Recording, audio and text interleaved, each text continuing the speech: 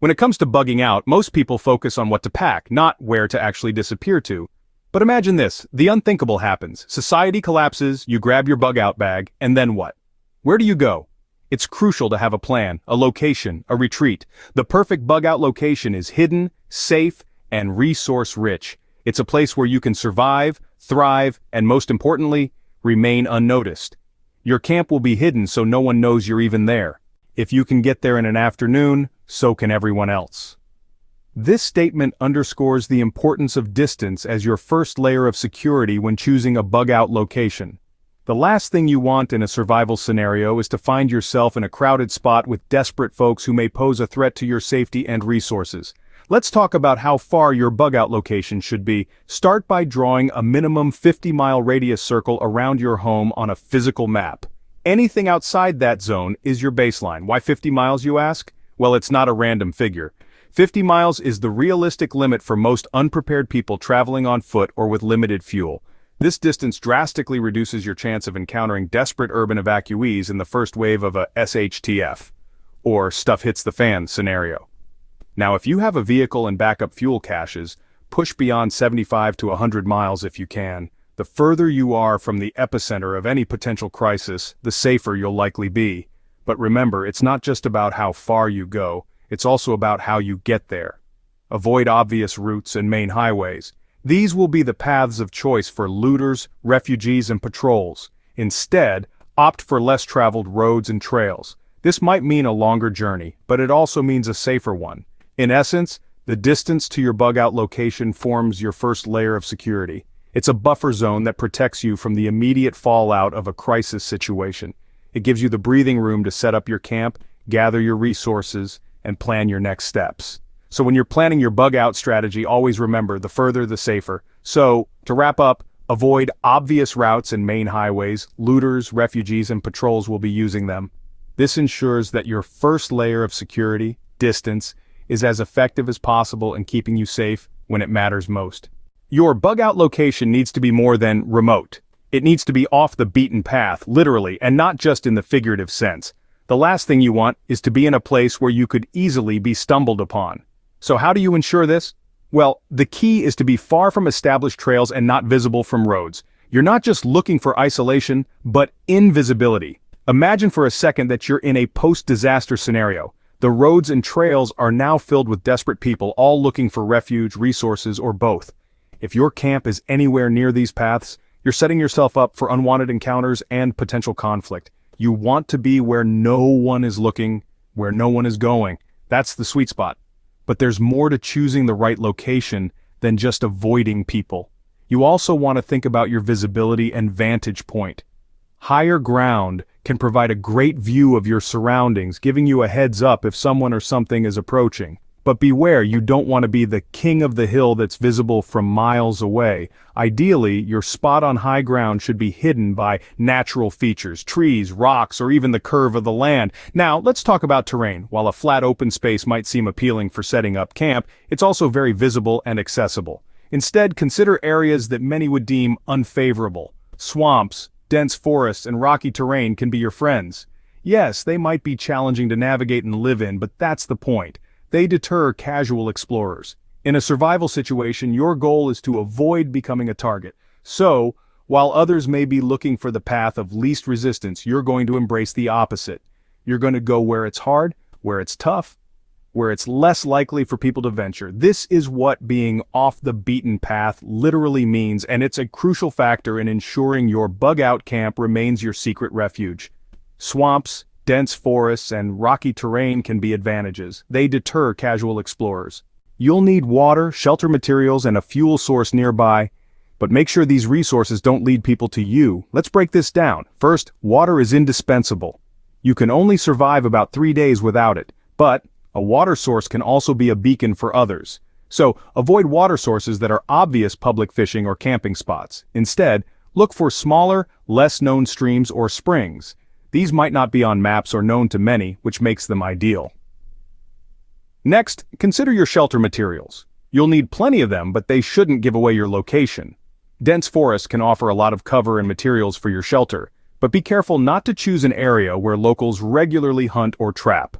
These people know the land, and if they spot signs of your camp, they may investigate.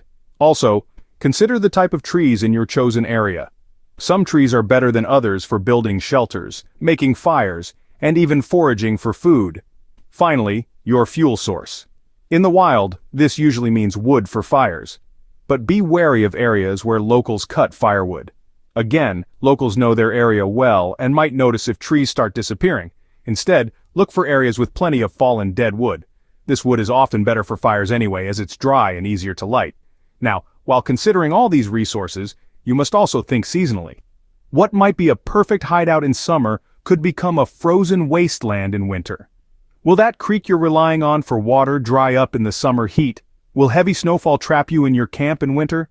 Always think ahead and plan for different scenarios. So, to sum it up, choose your resources carefully. Water, shelter materials, and fuel are crucial, but they shouldn't lead others to your location.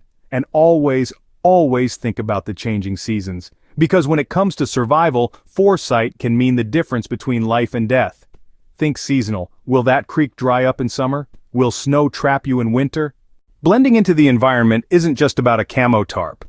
True concealment is an art, a symphony of light, sound, and scent. It's not only about what you visually appear to be, but also about the signals you unwittingly send out into the world.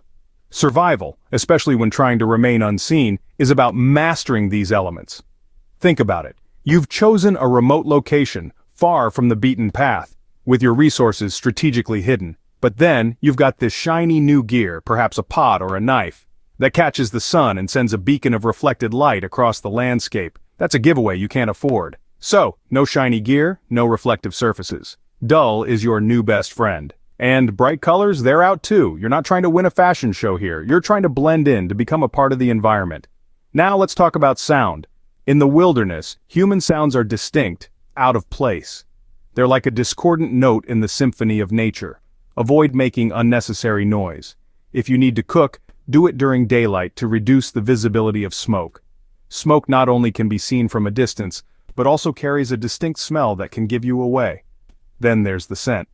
You may not realize it, but humans have a unique scent that can be picked up by animals, and more importantly, by other humans.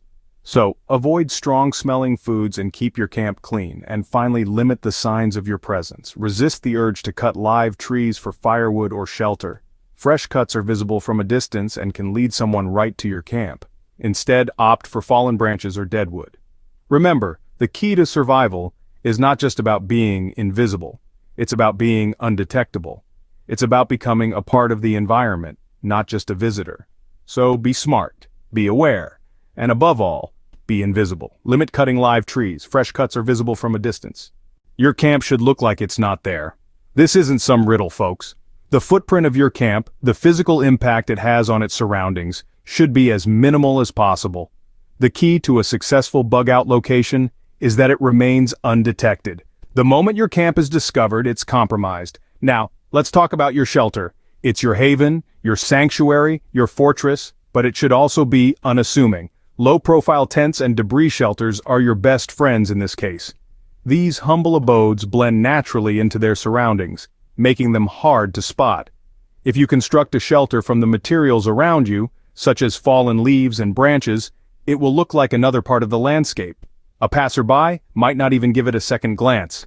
Now, on to storage. The instinct may be to establish a camp central, a hub where you keep all your gear, but in reality, this could be a neon sign pointing straight to your location. Instead, store your gear under natural cover. Find a hollow log, a dense shrub, or an overhanging rock. These natural hiding places can conceal your belongings and keep your camp's profile low. And what about waste? You're going to generate trash no matter how frugal you are. It's a byproduct of living, after all. But here's the thing, you can't just leave it lying around. Bury it immediately. Not only will this keep your camp clean, but it will also prevent the waste from attracting unwanted attention. Animals are attracted to the scent of food and other waste. And where there are animals, there might be people. One last thing. Remember the principle of leave no trace. This means that when you move on from your camp, it should look as if you were never there. This is not just good for the environment, it's also good for keeping your camp location a secret. Store gear under natural cover rather than creating a camp central. Keep these words in mind and your bug-out camp will remain a hidden sanctuary, a place where you can retreat when the world goes sideways. A single bug-out camp is a single point of failure. This statement might seem harsh, but it's a hard truth in survival situations. Relying solely on one location to sustain your survival is like tossing all your eggs into one basket. It's a gamble you don't want to take. So, let's talk about backup plans. Secondary and tertiary locations act as lifelines in case your primary camp is discovered or compromised. These locations should be within a manageable distance, but far enough to prevent any potential threat from easily tracing your steps from one camp to another. Now, picture this. You have multiple camps set up. Each is well hidden, each has its own resources, and you can move between them as needed. This not only gives you a contingency plan, but it also allows you to restock or even rest without compromising your main camp. But let's take it a step further. Have you considered building decoy camps? A decoy camp is a clever ruse designed to mislead anyone who might stumble across them. It can be as simple as a false shelter or a misleading trail.